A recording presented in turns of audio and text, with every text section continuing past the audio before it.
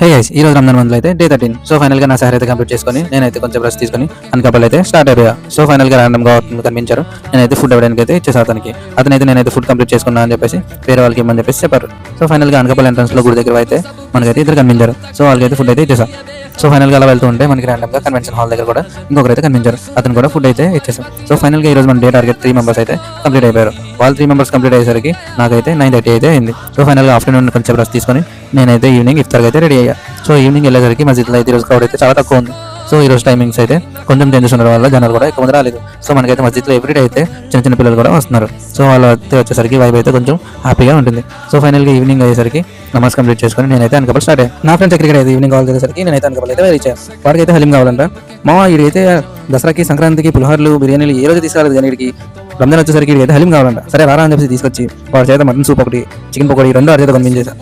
So ఫైనల్గా వాడికైతే first change చేశాను. So ఫైనల్గా ఈరోజు అయితే డే అయితే ఎండ్ అయింది. సో ఫైనల్ వాడిని తీసుకొచ్చి పక్కన చేసేసాను. అలా ఉంటుంది ఫ్రెండ్స్, మరి మామూలు ఉంటుంది.